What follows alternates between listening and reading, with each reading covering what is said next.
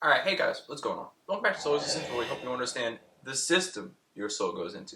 And today we're going to be talking about your Saturn and its house placement.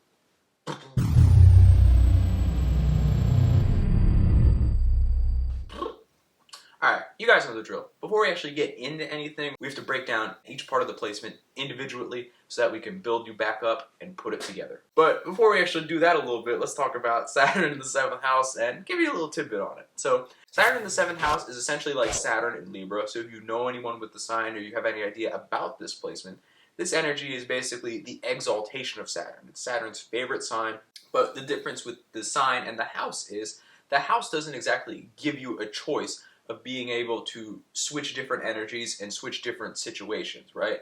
Because even though if you have a Saturn in Libra placement, you can use the energy of any sign that you want to, it would just be uncomfortable and foreign to you. However, the house placement is the situation that this energy is always experienced through or in. So you really don't have a choice of being able to put this energy in a different space or house, because no matter what you do, it will always balance you out and put you back into the space that you are trying to extricate yourself from.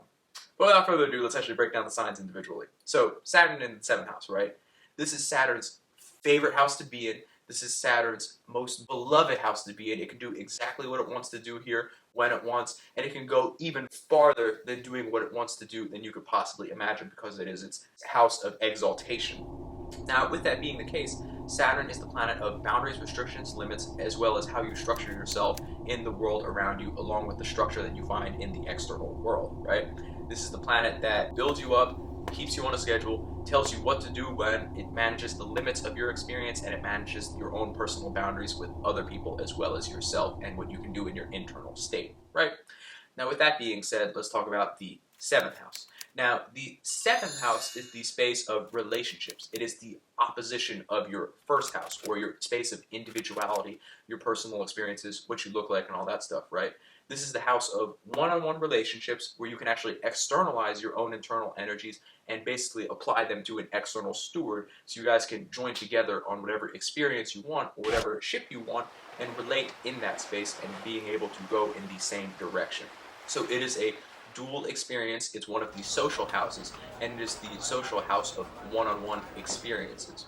This is the house that is correlated to Libra. It's the house correlated with the hip chakra, the 1st house of your lower chakras, and it is the sub-house on your horizon, which is the border of the 6th and 7th house, which is your internal horizon, right? So, without further ado, let's bring these two energies together and actually talk about Saturn in the 7th house. So, this is Saturn's favorite house to actually be in. It can do exactly what it wants to do when it wants to do it. It doesn't have to have relationships all scattered about the place, and then actually utilize these relationships as its building blocks for what it wants to experience, along with how you want to be as a person, right? So what I mean by that is having Saturn here, it allows people to structure their own relationships, structure their own acquaintances, and actually divvy up and define which space and what relationship is actually helping you for, or what it's there for, or what you're using it for, right?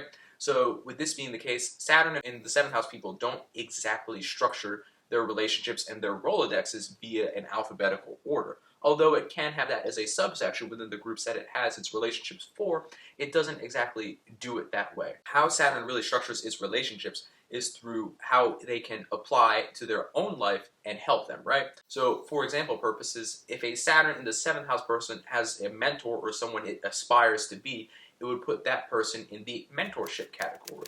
Because Saturn in the 7th house people know how to find the necessary support mechanisms and external references of what it wants to be and how it wants to go about experiencing, right?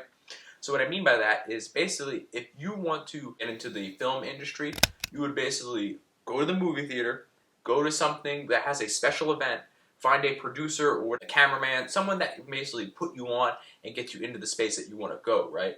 And then you can help this person do whatever you have to do, be an intern for them so you can extract all the information, connections, and do the necessary networking to take the next proper steps, right? So this is basically what you would do if you want to do something.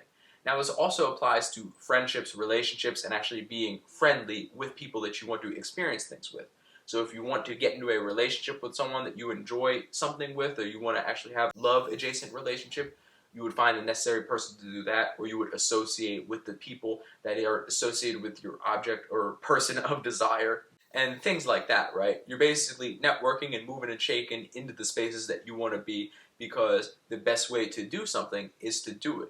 But the best way to make sure that you insulate yourself from actually doing anything wrong or being seen as someone who is not socially acceptable, you always outsource the responsibility of certain aspects of a relationship to someone you're trying to emulate or reflect, and actually apply that building block of whatever you want into this part of your life.